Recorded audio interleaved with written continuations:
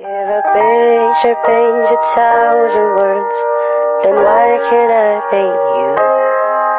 The words will never show the you I've come to know.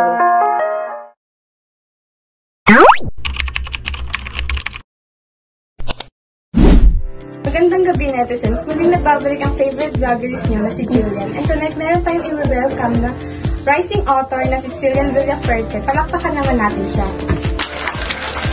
Hello sa inyo! I'm so glad na nakarating ako dito sa studio mo and nagkaroon ako ng opportunity na may interview mo. Oh my God, thank you po, thank you po. And we're back, netizens. So, Miss Cillian, balita ko, friends mo daw yung inspiration mo sa books mo? Yes, friends ko talaga, lalo-lalo na yung high school. And nami-miss ko na nga sila actually. And yung book talaga na na-publish ko is about din talaga yun sa kanila. And yung mga stress ko, kung paano ko na-handle yung stress ko. Kasi yung book na yun, habang pinapublish ko siya, nagkakaroon talaga ako ng character development. For real yan, guys. And with that being said, let me tell you a story.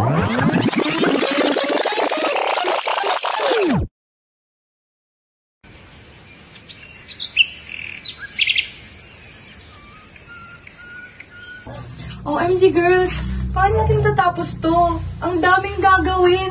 Tapos may exam pa next week. Sobrang bigat na nga sa isip eh. Hindi ko na lang paano pagsasabay-sabayin to. Wait, hinga muna kayo guys. Hindi natin matatapos to kung ganyan kayo. Aba, kung hindi nyo kaya, huwag kayong magreklamo. Sa dami-dami ng gagawin natin, sa tingin nyo matatapos nyo yan. Uy, Cillian, hindi nakakatuloy ang attitude mo ah. Hindi ako nag-a-attitude, nagiging totoo lang ako. Bakit? Kaya nyo ba talagang gawin yan? Oh, tama na. Tara, sunugin na lang natin yung school. Ay. Pero totoo, parang gusto ko nang sumuko. Tingnan mo yung sarili mo, Lia. Puro ka gawa. May nagagawa ka bang progress? Wala naman, di ba? Ito ang hiling malapak ng talpak stress eh. Pero bakit? Totoo naman kaysa magpangkap tayo ditong lahat na okay tayo, kahit talo naman talaga. Hindi naman ibig sabihin pag may problema tayo, titigil na lang tayo eh. Alam mo, Cillian, hindi ko alam kung sinasabi mo to para makatulong eh. O para lumala yung pakiramdam ko. Ay, ewan ko sa inyo. Kwento mo naman sa amin, bakit gano'n naging reaction mo nung nalaman mong stress na yung mga kaibigan mo? Siguro dahil sa patong-patong na problema and hindi ko talaga ma-handle yung stress ko that moment, that time. Kaya ganun ko na yung mga kaibigan ko talaga. Ano bang gusto mong gawin ko? Akala niyo ba gusto ko itong ginagawa ko? Hindi niyo lang alam na ang dami ko din iniisip. Sa bahay, sa school, ang dami expectations. Pero wala akong choice. Kailangan ko magpakatatag. Alam niyo, yung pakiramdam ng nakaka-stress, yung kahit anong gawin ko, kulang na kulang pa rin. Cillian, hindi mo naman kasi kailangan tong ilawan mag-isa eh. Tama. Hindi ka mahina dahil lang sa pagod ka na. Ang hirap pala, no? Kapag wala kang nasasabihan ng problema. Okay, from now on, kapag stress tayo, break muna tayo saglit. Hindi naman kasi kailangan lagi tayong seryoso. Yeah, ako nga kapag overwhelmed ako, nagbabasa na ako ng mga books eh. Parang escape sa reality. Siguro dapat nating i-remind sa isa't isa na hindi tayo nag-iisa. So pwede ba isama sa agreement yung pagiging toxic ko? Pwede, pero dapat may penalty ka kapag lumampas ka.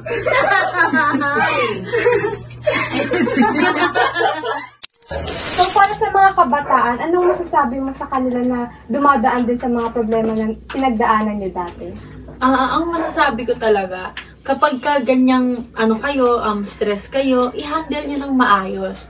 And huwag nyong pangungunahan ng emosyon ninyo or yung pagka-moment na yung pagod na kayo, huwag nyo iisipin yung stress kayo. Isipin nyo na lang na kaya nyo yun, magagawa nyo yun, at syempre basahin nyo ang aking libro, di ba?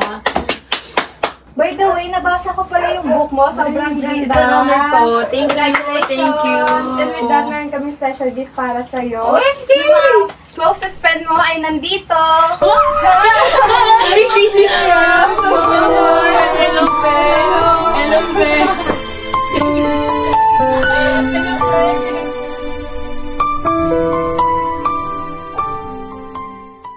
kayo mag-sample ng friendship song niyo? Yes Ay, naman! yes, Di ba? You like it!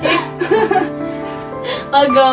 I can live, I can love, I can reach the heavens above. I can right what is wrong. I can sing just any song. I can dance, I can fly, and touch the rainbow in the sky. I can be your good friend. I can love you until the